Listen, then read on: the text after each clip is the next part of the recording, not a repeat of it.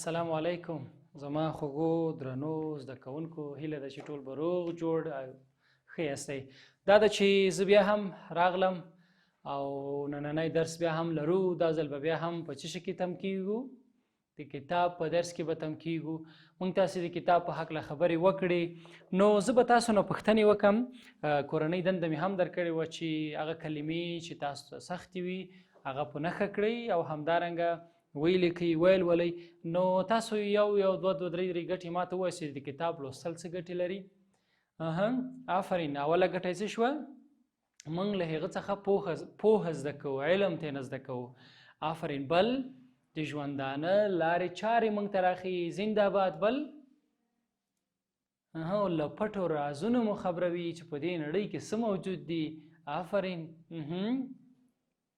له ستونزو مو خلاصوي، یعنې معنا دا ده چې د ستونزو لپاره د حل طریقه موږ ته په کتابونو کې راښیي. آفرین. وایي کتاب ډېر ښه ملګری دی، یعنې که تاسو یوازې یاستئ نو کتاب څنګه دی؟ ډېر ښه ملګری دی. بل هم شی ویلي وو چې دلته موږ تاسو سره په کتاب کې شته دی. زموږ تاسو فکر پراخوي، زموږ تاسو د فکر د پراخوالي سبب ګرځي، وده کوي، پیشرفت کوي، پرمختګ کوي. بل موږ تاسو شی ویلي وو بله ګټه چې ده؟ آفرین. موږ تاسو به د خستګۍ یا د ستړتیا احساس نه کوو کله چې کتاب لولو.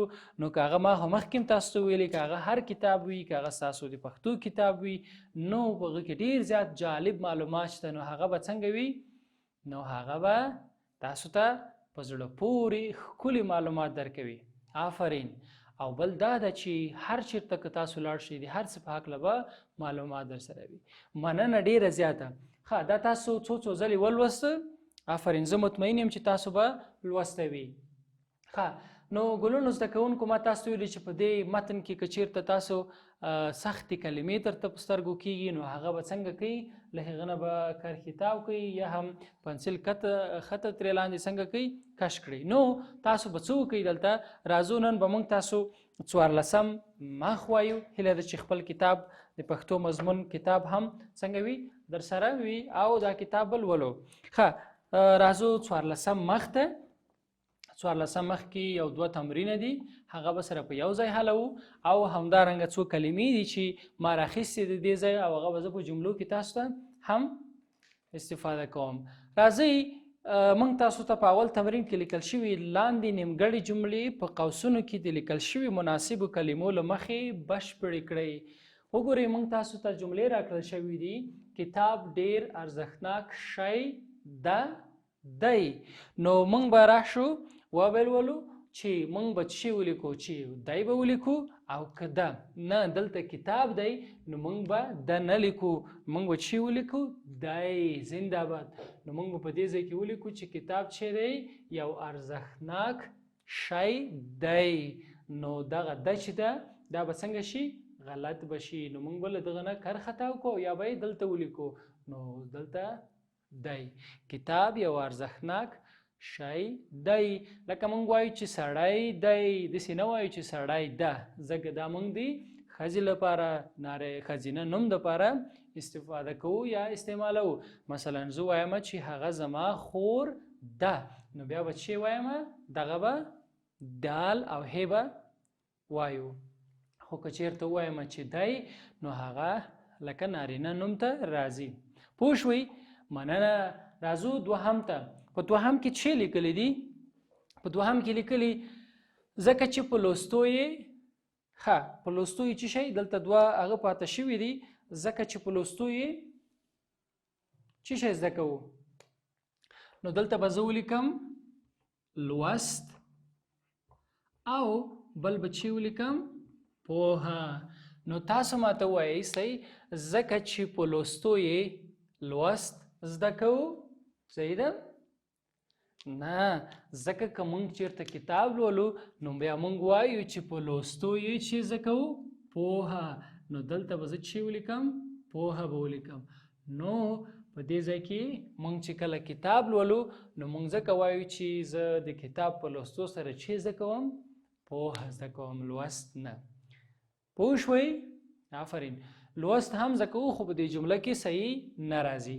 راځو بلې جملې ته چې لویه جمله ده اوږده جمله ده وایي چې د کتاب هر توری هره کلمه او هره جمله د مرغلرو په څیر ارزښت ورکوي ارزښت لري کوم یو کلمه به صحیح وي ارزښت ورکوي او ارزښت لري آفرین نو موږ به په دې ځای کې چې ولیکو چې ارزښت لري نو دغه کلمه به په دې جمله کې درست راشي او دغه نورې چې دي صحیح نه ورکوي نو په اوله جمله کې دی کتاب ډیر ارزښتناک شی دی دوهمه جمله کې څه شی دی بیا ځکه چې په لوستو یې پوهه زده کوو صحیح شو او دریم د کتاب هر توری هره کلمه او هره جمله د مرغلرو په څیر ارزښت لري پوه شوې پې آفرین مننه اوس راځو هغه کلمو ته چې هغه موږ تاسو څنګه کړي وي په دې درس کې راته سختې وي نو راځئ زه به کلمې راواخلم په جملو کې به هم معنا کو او معناوې به هم ولیکو تاسو پوهیږئ چې ارزښتناک څه معنا د ارزښتناک معنا چې دی ګټور چې شی د ارزښتناک معنا ګټور دی په جمله کې به هم معنا کو څنګه معنا کو تاسو ماته وایاستئ ګټور وګورئ که همدغه کلمه د ارزښتناک په ځای موږ ګټور ولیکو هم معنا ورکوي همدغسې به کوم چې تاسو ته سخته نشي مثلا کتاب ډیر ډیر څه شی آفرین ډیر ګټور څه شی دی نو اوس وګورئ په دې ځای کې یوازې مې د ارزښتناک کلمې په شی څه واچوو یوازې ګټور نو وګورئ د ارزښتناک معنا ګټور کتاب ډیر ګټور شی دی یعنی فایده لري پوه شوئ ښه راځو دوهم ته شی نو دا د شي معنا بیا څه شو د شي معنا به څه وي موږ تاسو وایو څې یې او زې څیز صحیح شو نو شی معنا څیز که همدغه جمله بیرته هم کولی شي ته په جمله کې استعمال کړي خو زه به بله جمله ولیکم څنګه جمله به ولیکم دا جمع به ولیکم څیزونه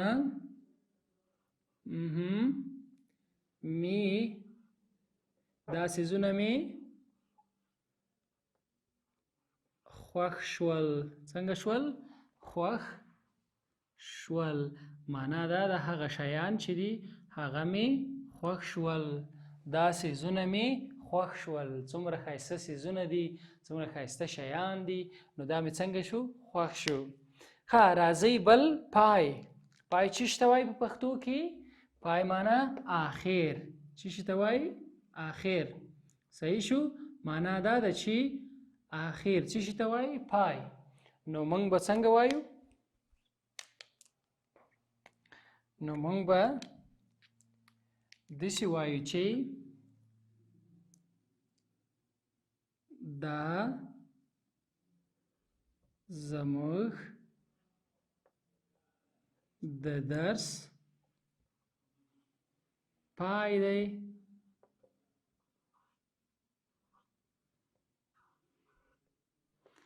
دا زموږ د درس څه دی پای دی ښه او راځو په څیر معنا به څه وي په څیر معنا به په شان څه شي ته وایي په شان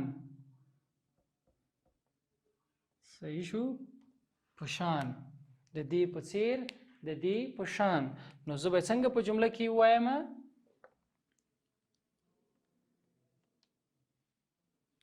داسې به وایم زما په څیر یا زما په شان زما په څیر ملګری یا ملګری می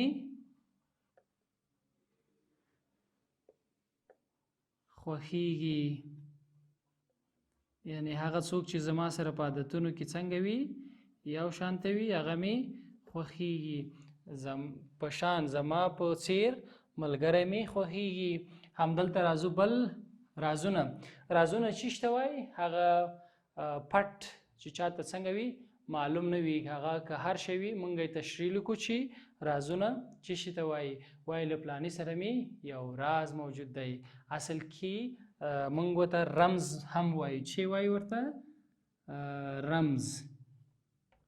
ښه، راز معنا رمز یا هغه پټ خبرې یا هر شی چې وي نو مونږ وایو. څنګه به په جمله کې جوړ کو؟ په کتاب کې په کتاب کې څه شی؟ ډېر. په کتاب کې ډېر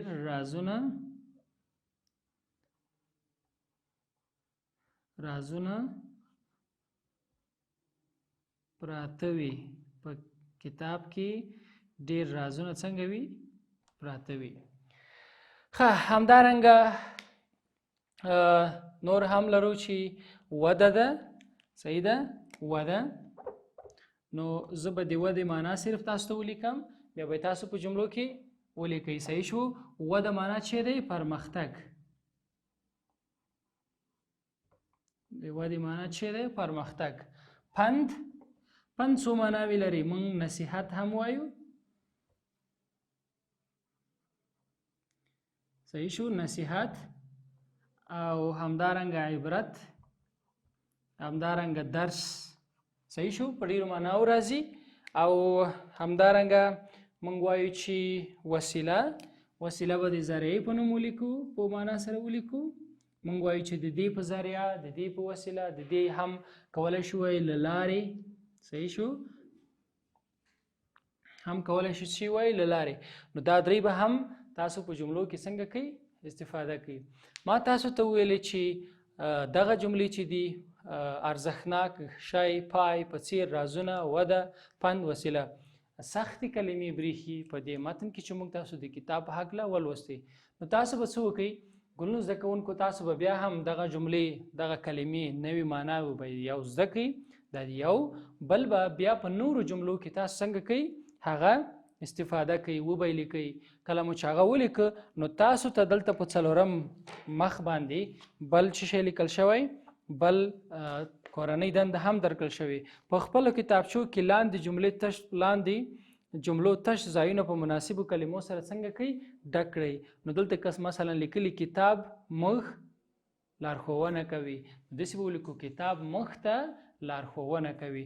نو مناسبې کلمې چې هغه تاسو ته ښې برېښي، د جملې معنا ورباندې مکملېږي، هغه به څنګه کوي؟ هغه به ډکې کوي. سمه ده؟ نو دا به هم ستاسو کورنۍ دنده وي. ګلنو زده کوونکو موږ په اووم لوست کې چې ویلې؟ موږ په اووم لوست کې کومې خبرې وکړې؟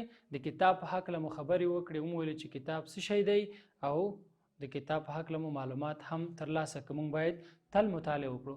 نو دا و زموږ درس اووم لوست هم زموږ پای ته ورسېده. انشاءالله په راتلونکي کې به موږ تاسو اتم لوست ولو او به ګورو چې په اتم لوست کې موږ تاسو څه نوي شیان زده کوو. نو الله مو مل ټول درس بیا هم تکرار کړئ. خدای په امان.